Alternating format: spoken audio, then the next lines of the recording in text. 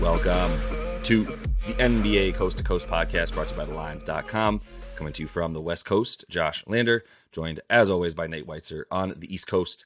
And this is our last show before this All-Star break about the All-Star game, some events, some of the challenges here, the contests, etc. Looking at the odds we have for this stuff now and jumping into some of that stuff with you guys. So make sure to like and subscribe to that page. We're coming back, obviously, as soon as this all is done over All-Star weekend with more games and picks for you guys next week as well. Head to thelines.com. That's where we have all of our great content up there for you guys.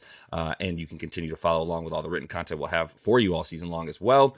Nate, let's jump into all of this All-Star weekend stuff. The first thing that we're going to look at here is the skills contest on Saturday night. You've got three teams just to set it up, right? Team Jazz with Clarkson, Sexton, Kessler. Team Rookies, Paolo, Jaden Ivey, and Jabari Smith. And then the Antetokounmpo brothers, Thanasis, Giannis, and Alex.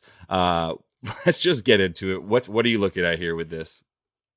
I mean, it's really just all about who hits a half-court shot in this contest. It just comes down to that. And so the Jazz team only slight favorites here on their home court, where they probably have taken plenty of half-court shots, and they have two guys who seem like they can hit it, in Clarkson and Sexton. So I would go ahead and fire on that. I mean, this is really just like, if you're having fun with it and you want to bet this one. I do think the Cavs won on their home floor last year. And I think it was actually Jarrett Allen who hit the half-court shot, though. So don't sleep on Walker Kessler. Maybe he comes through with it. But yeah, none of the Antetokounmpo brothers can shoot. If they happen to make one of those, it's just blind luck. And I'm not really trusting either of those rookies either to go from half-court. I would just take the odds, honestly. Plus 140, like what's the difference? I guess you're banking on the fact that these Jazz players have taken plenty of half court shots on that floor.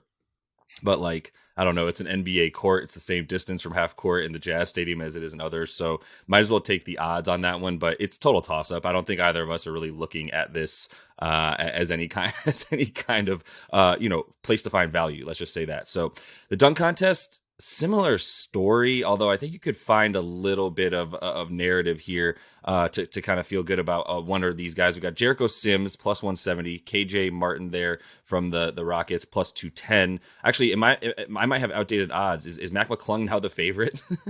Yeah. I mean, I can read them off for you Go if ahead. you want. Yeah, Sims opened as the favorite, but he's now plus 200. McClung opened at plus 250, but he's now the favorite at plus 160. KJ Martin plus 210 down to plus 250.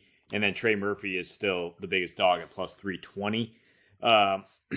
And yeah, I mean, the first thing is, everybody kind of read that logic. You can't just take the 7-footer Jericho Sims. They never seem to win this because it just looks so effortless. And if you watch some of his highlights dunking, it's just like, wow, yeah, he sure threw that down, but you're 7 feet tall. And that's why people are scrambling to bet their money on Mac McClung, who is already a viral dunk sensation, right? Has basically signed a 10-day contract just to get into this contest. So he has some crazy stuff that he's going to pull out, like the between the legs and the wild stuff. And it looks even crazier because he's shorter than all the rest of these guys. But I think he's just going to miss a bunch of these dunks. I think he's going to continue to try really tough stuff and just not make it on the first try and then not get the 50. I think we both like KJ Martin, who does seem like a game dunker in the sense that he just dunks on people. But that kind of simplicity might work if he's just jumping over somebody. He's probably going to bring out Pops, right? Kenyon Martin, and jump over him or something like that. Got to. And yeah, so I mean, for the third best odds, I like him, and you can just take him to make the finals to an even money, or you can take him to get 150 at DraftKings over 0.5 50 score at plus 160. I think there should be some 50s handed out here as long as you throw down a hard dunk and you get it right on the first try. That's been kind of the gold standard lately. Yeah, and you got to make the crowd go crazy, basically, because that's what the judges seem to base their scores on. I do want to make a quick correction because I thought Jericho Sims was 7 feet tall. His Sideshow Bob hair might make him 7 feet tall, but he's listed as 6'9". for whatever that's worth, what guys are listed at, he looks 7 feet tall. And I made that same mistake. And I'm sure most people see that as 6 feet tall. One, because he's diesel as all hell. Like, he's just a massive human being. He's the same height as Obi Toppin, though.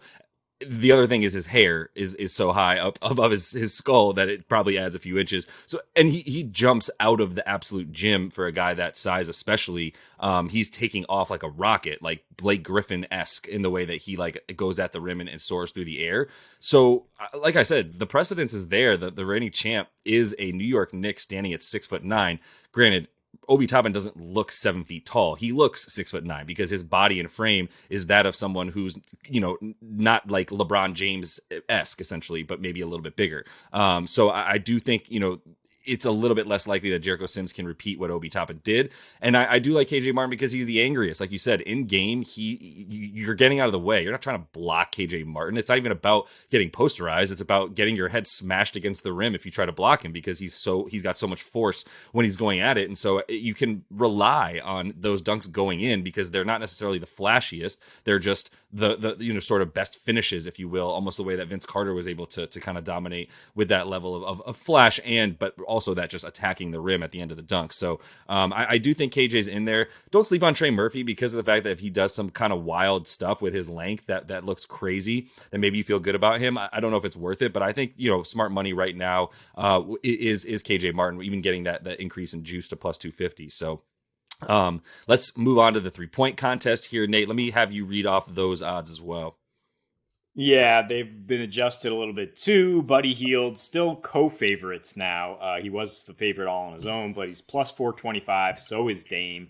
Tatum comes in next at plus 500. Then you have Herter and Tyler Hero at plus 550. Markkanen plus 650. You got Halliburton in there at plus 600. He's climbed a little bit. And then Julius Randle's the late addition, replacing Anthony Simons, who I thought was a legit threat to win this, but Julius Randle is not. He has like 8 moving parts in every shot, and that's really what you look for in the 3-point contest is how consistent are you with your rhythm, how much wasted motion is there as you bring the ball up to the shooting pocket and release. And I think really Damian Lillard is the poster child of all that sort of efficiency. He could just completely light this up. Now that you introduce things like the deep ball, right? The extra money ball, he's obviously the best threat to hit a couple of those. You can get odds just on that. He will light up. He'll probably have the right money ball rack. I think he's probably best from the left wing and probably can hit all of those. Maybe I'm biased just because I love Dame. I feel like I have the same kind of shooting style as somebody who grew up undersized and you needed to bring the ball all the way around to shoot like that. But he's just incredibly consistent. I don't really like anybody else in this contest much. I do like Huerter. I know you're going to throw water on that, but I just think as a guy who's never open in the game, because the scouting report is just like, you got to just stay on his hip, versus a guy who's like a game shooter like Tatum or Dame. I think Huerter in this contest could just be like, all right, this is just practice and knock down a ton. So those are my 2 favorites.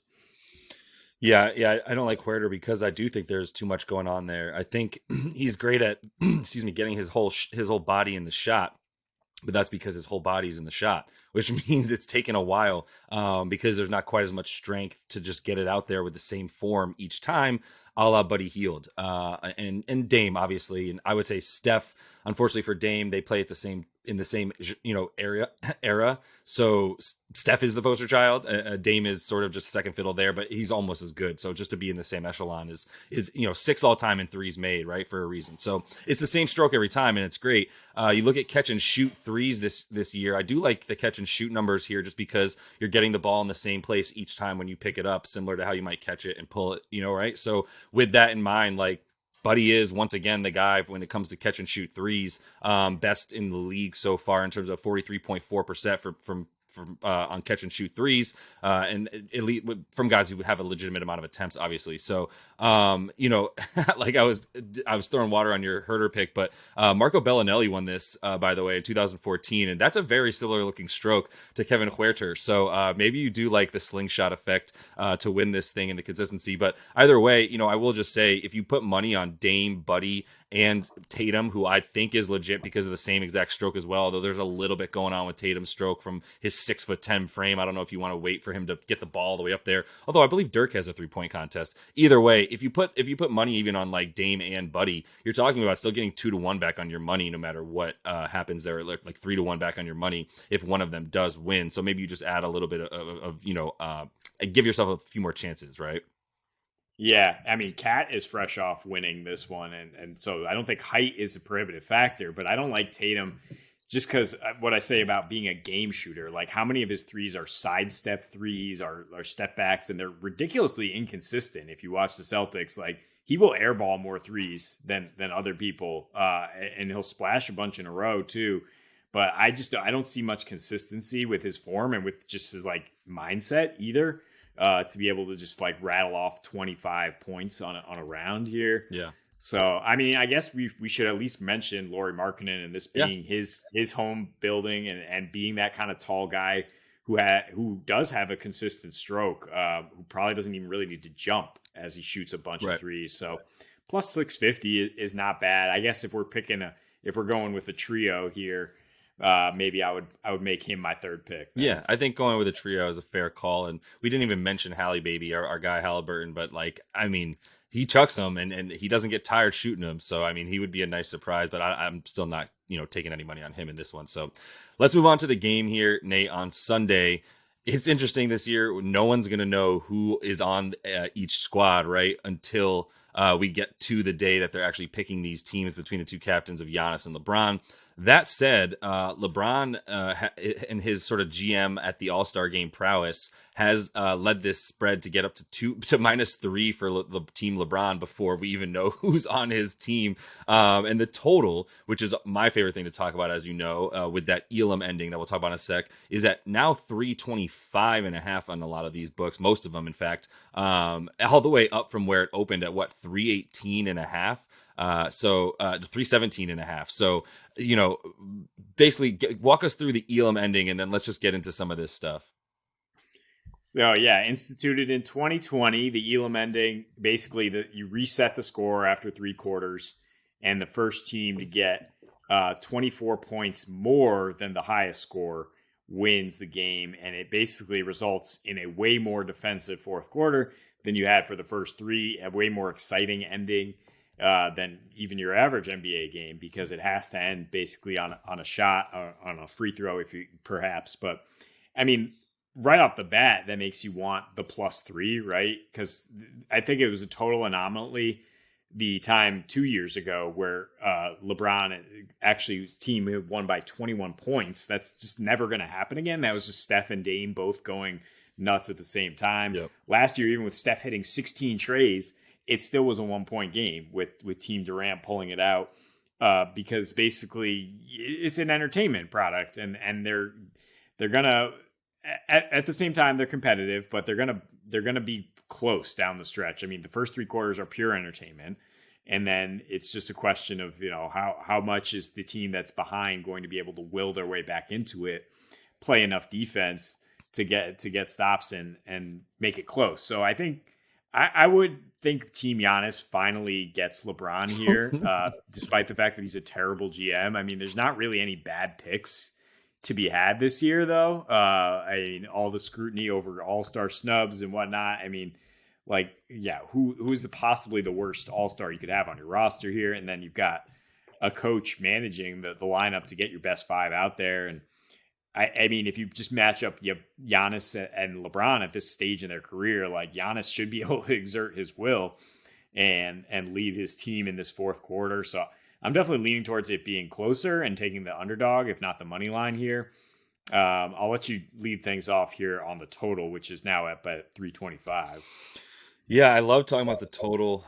Yeah, there's not much that we can get into fully when we don't know who's on whose team. But I will say, man, I'm gonna bank on Team LeBron being better. I just don't know how much better. And it's really, I think it comes down to 3-point shooting, like you were saying. Like no one's gonna guard anybody. So if this is the equivalent of a not trying that hard at 24-hour fitness type pickup game that you see highlights of on Twitter, for these NBA players, they're not missing. Like I don't know if anyone's seen an NBA player play basketball when they're not in a professional NBA game, but if you have, they don't miss. It's like 95% from wherever they are on the floor because it's what they do hundreds and hundreds and hundreds of times every single day. So if you're going to leave a guy, if Steph plays in this game, which I doubt he's going to, right? Like he's not playing at this point anymore. So, but if a guy like Dame is left open, then it's night time. The thing is I don't know that there's quite as many 3-point shooters that you're worried about as maybe there have been in years past. It's just not the specific specialty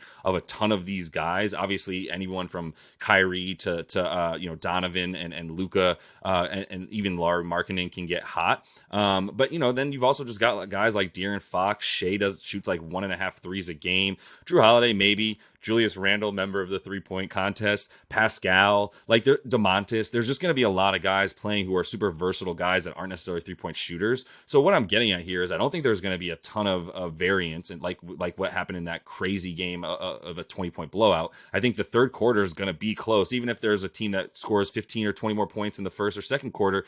There's gonna be, the way it's gone is there's one really close quarter, there's one blowout or double digit lead in the other two quarters, and then we get to the fourth and we play it out. And what that does too when it's close is keeps it from it keeps it from being there, from the ability to have too many points in the fourth, right? Because the whole point is it's the first team to score 24 more points than the score of the team leading going into the fourth quarter. So if Team Giannis is up by 130 to 125 going into the fourth quarter, that means that 154 points, whoever gets to that first, is going to win the game. So if you don't think there's going to be a lot of threes, which keeps this from being as fast as it can go, and also keeps it from getting as many points as it can, then you do like it to be a little bit under, even though all three of these Elam endings have gone over the total each time. There's just been so much 3-point shooting that I just don't know if it's going to be the same level of makes in this one, especially without a guy like Steph and a guy like Clay, et cetera, et cetera. They're not in this game this time, and a lot of the stars are more run and gun and slash to the hoop type guys. Yeah, Steph in particular. I mean, Clay obviously hasn't been in the All-Star game in years, but yeah. dragging these totals up by hitting 16 threes last year and 8 the year before, along with Dame on his same team. So 323 and 320 are those totals that we got to, though, then not 325. And basically what you're talking about is the fourth quarter. Yeah, it has a cap on it. And if you want to think about the margin, like the minimum is 49 basically that fourth quarter could have if it's score 25 versus 24. You're basically talking about a range between like 50 and 60 points that it could have in the fourth quarter. So if you are trying to like follow along and use math to try to game the system in some way basically what you want to do is predict the end of the three quarters, what you're going to be at, and then see if you can under with a live bet at that point. Yeah. But I do think, this will be a little more low scoring because of what you're saying. But, I mean, there is a world in which, because there's so many 2-point shooters, it's just up and down and everybody's dunking and getting layups constantly the first three quarters. So I think I'd be a little more confident in just the +3 and the underdog and LeBron finally going down, abdicating the throne as the best GM, because I just don't think there's any bad picks this year. I don't think Giannis can mess this up as much as he tries to. What's the way that Giannis messes this up? He takes, I'm trying to see, no one in my He's got to take Drew Holiday first. Yeah, that's fair. But when Drew Holiday gets hot, he gets hot. But no, more importantly, I think I should be transparent. Give the disclaimer. I've tried to pick the under in the All-Star game every 3 years. I should let everybody know that feel free to fade me like the dipshit that I am, like the curmudgeon that I am for trying to pick an under in an all-star game. But the math checks out. And if there's just not an 100-point quarter like there was 2 years ago, 101-point quarter, then we got to be able to get under 325, people. Like, let's do this together and keep this thing from getting to 325 like I think is possible, or fade me because you feel more confident about that. But either way, it's going to be a weekend of some fun stuff, and I think we're most looking forward to betting on this game over the other ones necessarily. Maybe the 3-point contest. It's usually a winner as well, actually, because you get some really, really nice juice if you can get like a couple handful of guys and group them together and make sure you find a winner in there. So that's all the time either way that we have. Make sure to like and subscribe to that page, like I said, so you can come back and follow us with those player props, by the way, that we're wicked hot on. 47 and 21 so far in the calendar year of 2023. So I want to continue to follow along with those. And until we see you next, happy betting.